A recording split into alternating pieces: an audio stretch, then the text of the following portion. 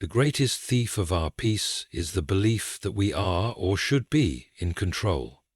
It is a belief we hold on to with the fiercest grip, as though the world itself will unravel if we loosen our fingers. We organize, we plan, we plot, and we worry, not because these things are inherently wrong, but because somewhere deep inside we have convinced ourselves that if we do them well enough, life will submit to our design. And yet, time and time again, life reminds us of a simple, humbling truth. We control far less than we imagine. Consider the traveler who sets out on a long journey. He checks the weather, prepares his provisions, maps his route with meticulous care. He is proud of his foresight, confident that all will unfold as he has arranged. But midway through his journey, a storm rises, fierce and unrelenting, tossing his plans into the wind like fragile leaves. He rails against it at first, his frustration mounting, his mind spinning with the injustice of it all. "I did everything right," he cries. "Why is this happening?" But the storm does not hear him. The storm is not cruel. The storm is not personal. The storm simply is. And so it is with life. We mistake our efforts for guarantees, our preparations for promises. We build castles of certainty upon shifting sands, only to feel the sting of disappointment when the tide rolls in. But here lies the paradox. The moment we release our need to control everything is the moment we gain a power far greater, the power of calm, of clarity, of unshakable peace. The world will always be in motion. The noise of life will always hum in the background, sometimes a gentle murmur, sometimes a deafening roar. We are taught from an early age that movement is progress, that busyness is accomplishment, that the louder one speaks, the more important one must be. But what if the greatest strength is not in the movement, nor in the noise, but in stillness? Consider the oak tree standing firm in the midst of a storm. The wind howls, the rain pelts its branches, but it does not flail wildly, it does not tremble in panic. It remains as it has always been, rooted, steady, unmoved. And because of this, it endures. There is a lesson here. We have been conditioned to believe that strength must be expressed through force, through reaction, through the immediate grasping for solutions. Yet, the greatest leaders, the wisest among us, the ones who carry peace into every room they enter, are those who have mastered the power of stillness. Stillness is not idleness, it is not apathy, nor is it weakness. It is the quiet confidence of a mind that does not need to rush. It is the deep breath in the face of provocation. It is the ability to pause when the world demands urgency, to hold one's ground when everything urges flight. Stillness is the art of presence, the ability to be here fully, without being dragged into the storm of every passing emotion, every fear, every external force seeking to pull you into its chaos. In a crowded room, the one who speaks the loudest does not necessarily hold the most power. True power belongs to the one who listens, who observes, who waits until the right moment to act. There is wisdom in the pause, in the space between stimulus and response. A man who reacts impulsively is like a leaf caught in the wind, thrown in every direction by forces outside of him. But a man who can be still, who can allow the storm to pass without losing himself to it, is unshakable. The world will test you. It will push you, provoke you, place obstacles in your path that tempt you to respond in anger, in fear, in desperation. But the moment you allow the world to dictate your reaction, you surrender your power. Stillness is the refusal to be a puppet to external events. It is the choice to remain calm when others panic, to think before speaking, to breathe before acting. It is not passivity, it is control of the highest form. Imagine a lake on a windless morning. Its surface is so smooth that it reflects the sky perfectly. But throw a single stone into the water, and ripples distort the reflection. When the mind is in turmoil, it is like that disturbed water, reacting to every touch, every disruption, unable to see clearly.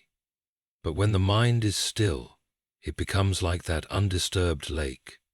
It sees things as they are, without distortion, without the confusion that panic brings.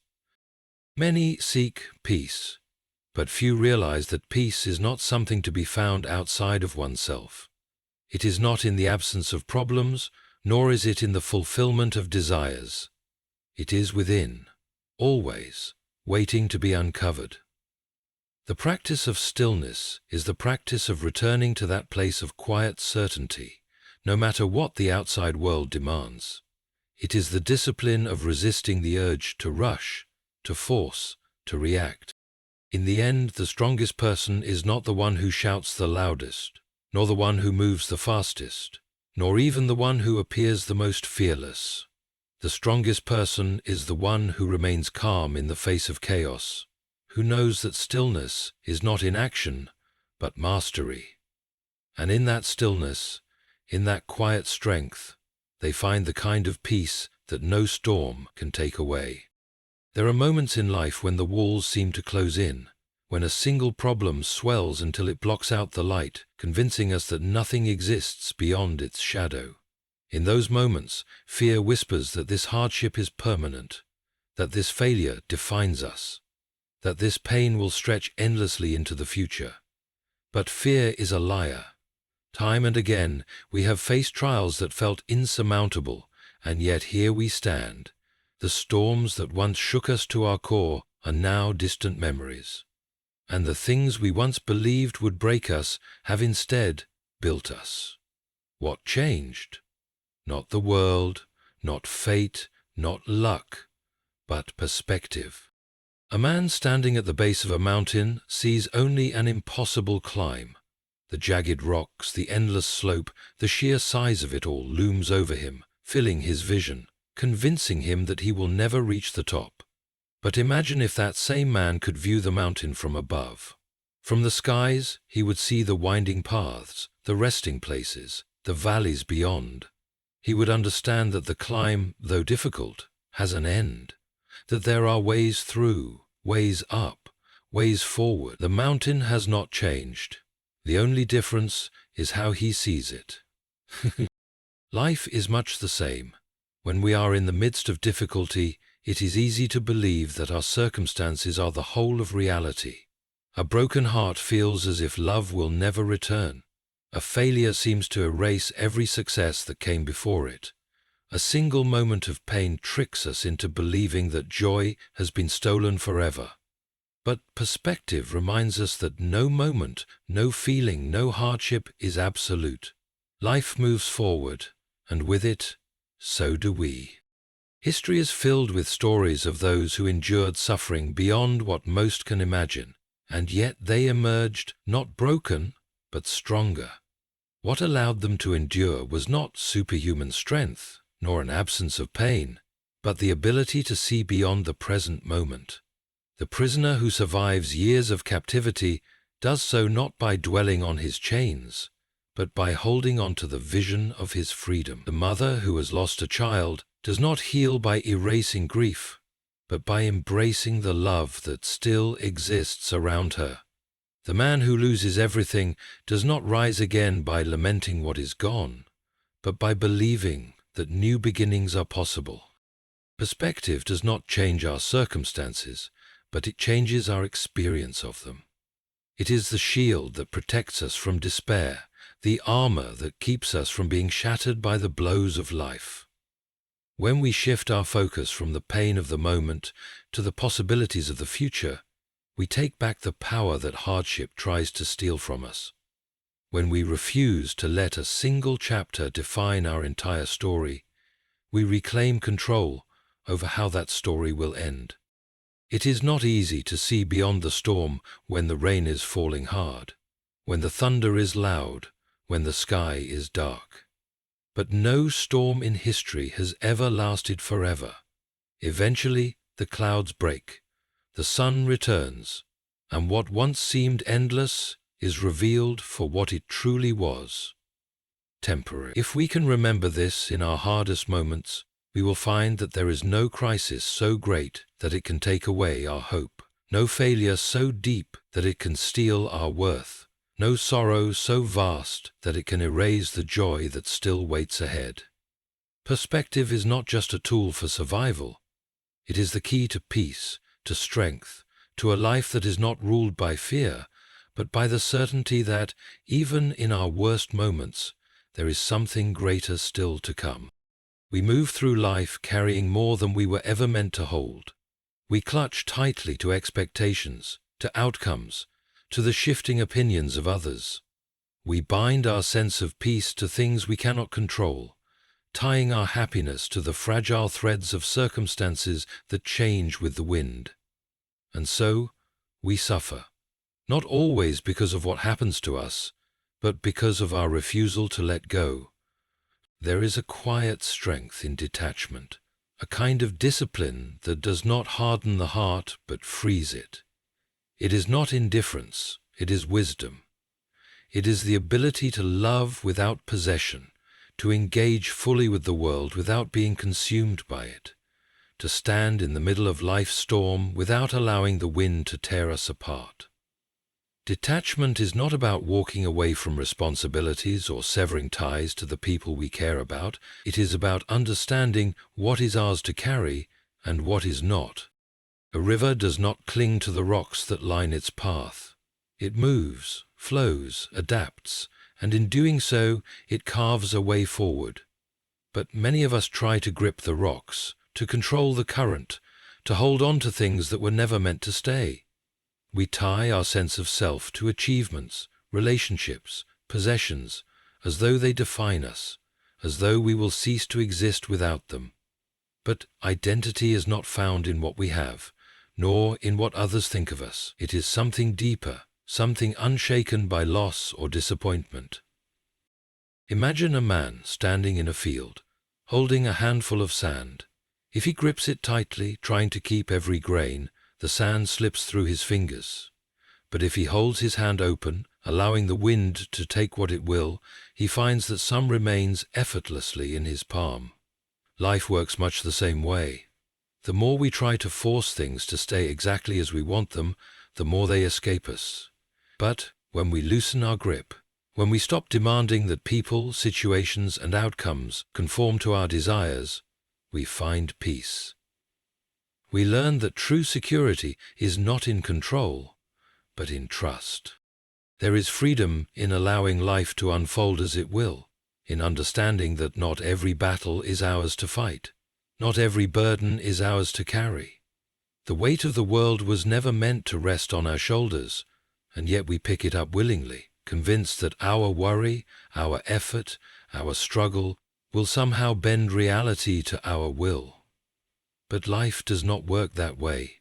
We are not here to control every detail. We are here to live, to learn, to grow.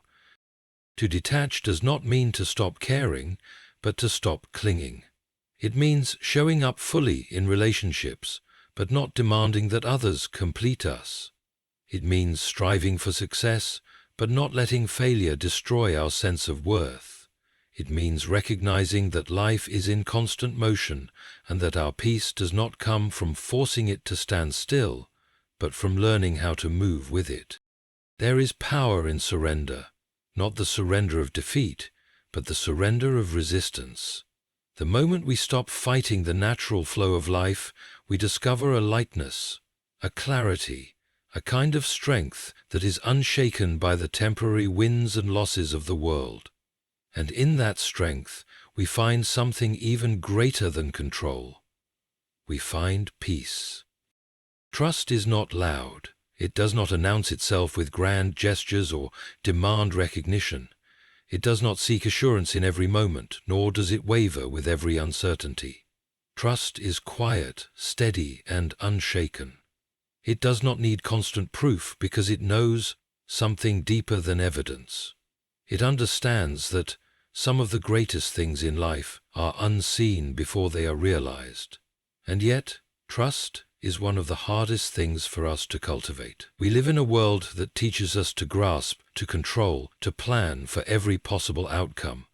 We are conditioned to believe that security comes from certainty, that peace is found in the ability to predict and manipulate the future. But life does not work that way, and the pursuit of absolute control only leads to exhaustion. True strength is not in knowing what comes next. It is in trusting that whatever comes, we will stand. There is a farmer who plants his field, covering the seeds with earth, watering them day after day. He does not dig them up every morning to check their progress. He does not curse the ground for taking too long. He trusts. He knows that growth is happening, even when he cannot see it. He knows that the work he has done will bear fruit in its time, and so he waits. Not with impatience, but with the quiet confidence of one who understands that some things cannot be rushed. Trust is not passive. It is one of the deepest disciplines of life.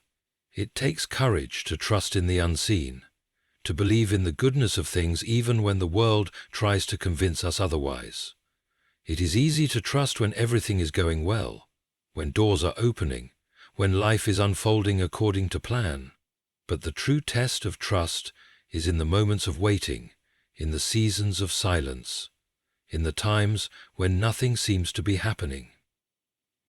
A river does not worry about where it is going. It does not demand to know how every twist and turn will unfold. It flows, not because it is careless, but because it understands its nature. It does not resist the landscape. It moves through it. Trust is like that. It does not mean abandoning effort or drifting aimlessly. It means understanding that while we play our part, there are forces at work beyond us. It means knowing that we are not meant to carry the weight of every unknown, that some things are moving in ways we cannot yet understand. Many people live in a state of anxiety because they believe that every outcome depends solely on their ability to control it. They grip tightly to people, to plans, to expectations, convinced that if they loosen their hold for even a moment, everything will fall apart. But trust is the opposite of fear. It is the deep breath in the face of uncertainty. It is the willingness to step forward without needing to see the entire path. It is the quiet triumph of knowing that even when things do not go as expected, we are still exactly where we need to be. Some will say that trust is naive, that it is reckless to have faith in things unseen. But look at the trees. They trust the changing seasons. Look at the tides. They trust the pull of forces greater than themselves. Look at history. How many moments once seemed like endings, only to reveal themselves as beginnings? The greatest triumphs of the human spirit have come not from those who feared the unknown, but from those who walked into it with faith. And so, trust is not weakness, but strength. It is not surrender to chaos, but surrender to wisdom. It is not a lack of action, but a choice to act without fear. And in that choice, in that quiet certainty, we find something greater than security. We find the freedom to live fully, without hesitation, without doubt, without the need to grasp at what was never ours to control.